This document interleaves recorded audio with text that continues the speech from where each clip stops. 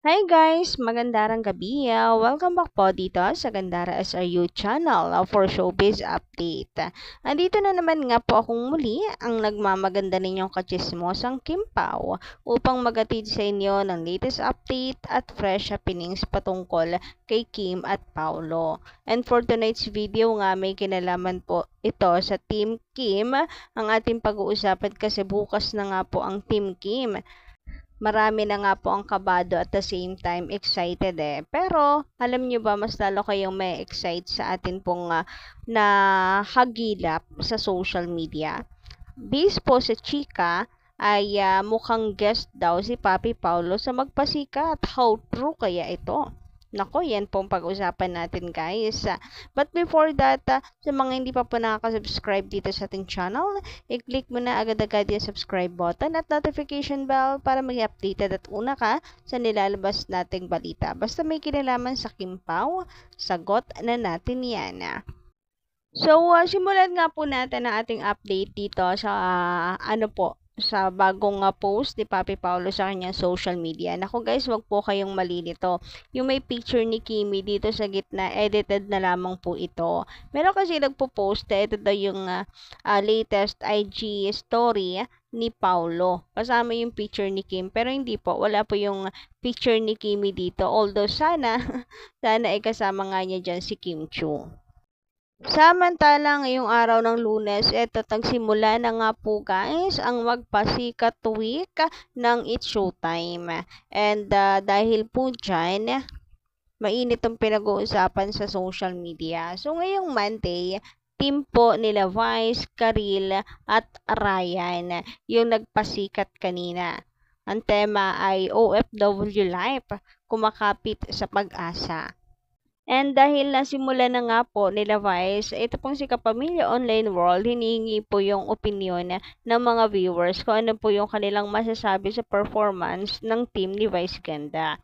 Sabi dito, anong masasabi niya sa performance ng Magpasikat 2024 Vice, Karil, Ryan team para ngayong Magpasikat 2024?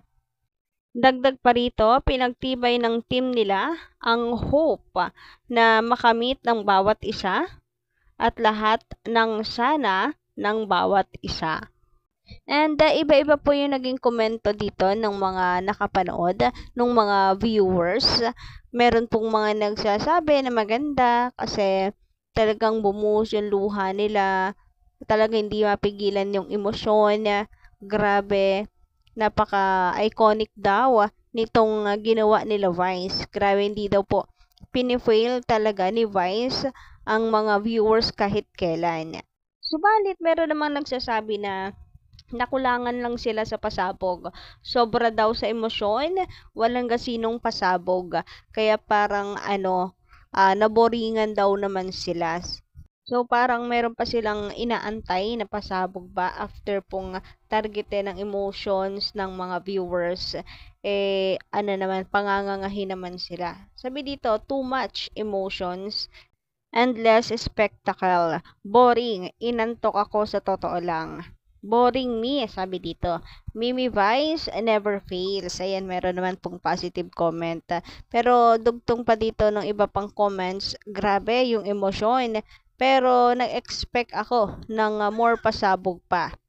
Ang ganda ng mensahe. So, ayan po, halo-halo yung naging komento dito ng ibang mga viewers. So, kayo ba guys, mga kakimpaw, anong inyong masisay sa performance ng team ni Vice Ganda? Anyway, kahapon pala, may bagong post ni Papi Paulo. So, ito yung mga naging ka-love team niya na kung saan ay kinasal siya yung role. And tanong niya dito, kanino kayo mas kinilig? Pero naniniwala ako na admin lang po ito ng Facebook ni Paulo ang nag-post. Parang meron silang handler dyan pagdating sa social media. Anyway, ayun na nga, kanina daw po tayo mas kinilig. Pero kung mapapansin nyo naman guys, dito sa mga picture, talagang yung Kim Pao po ang nasa gitna, nasa sentro. And lahat ng larawan na yan, si Paolo ay dito lang po kay Kim, masayang masaya.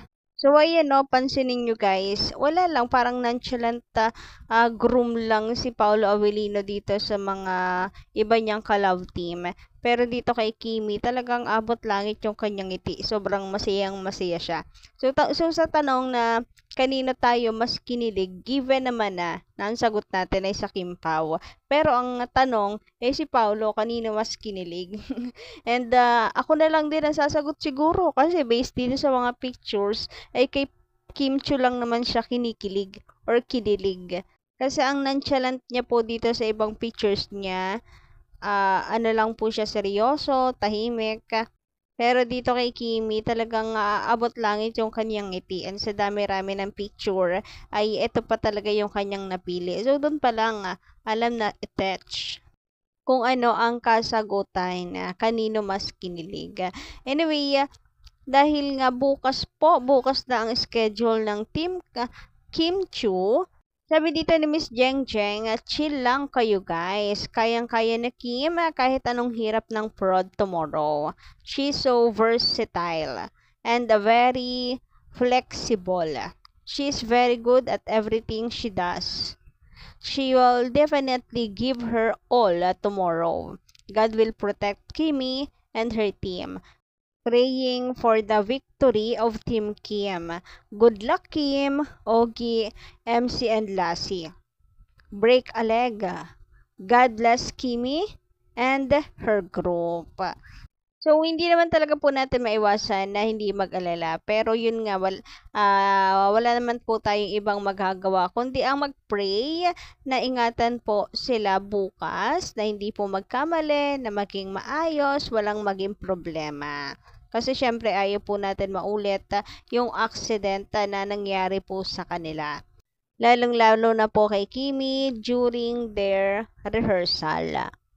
And since pinag-uusapan na rin nga po natin guys, ang Team Kim na magpe-perform na po bukas, eto at talakayin na rin nga po natin ang nasagap nating chika.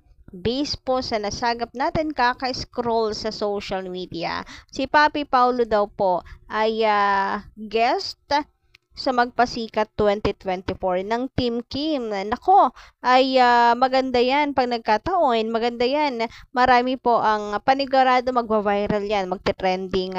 Marami pong magiging masaya na na mga Kim Pao fans kapag talagang kasama po si Papi Paulo sa Magpasikat 2024 ng Team Kim. Sabi dito, mukhang nag-ready na nga daw si Papi Paulo kasi kapansin-pansin na nagpagupit siya. Mukhang nagpa-haircut pa raw. Nag-shave na rin daw si Papi Paulo para maging ready na for tomorrow. O diba, dito pa lang mapapaisip ka, bakit? Ano meron bukas?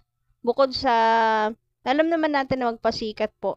Team Kim po yung sasalang. Pero kay Paulo, anong ganap kay Paulo para maging ready siya tomorrow?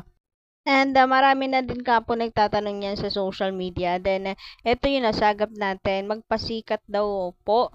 Pero guest si Paulo, not sure. Kalat na kalat to ngayon. Maraming nga nagsasabi na guest po si Papi Paulo, although hindi nga tayo sure. So, abangan na lang po natin bukas. Pero sana, akong tatanungin, mas gusto ko na kasama po our guest doon na si Papi Paulo para masaya. I hope so talaga. Nako, ngayon pa lang simulan na po natin na magdasal para kung hindi man siya guest, sana kahit po pumunta siya doon para manood, para suportahan si Kim Chu. So, yun lang guys ang ating update sa gabing ito. Maraming salamat sa pakikinig. And don't forget to click the subscribe button and notification bell for more updates. Maraming salamat.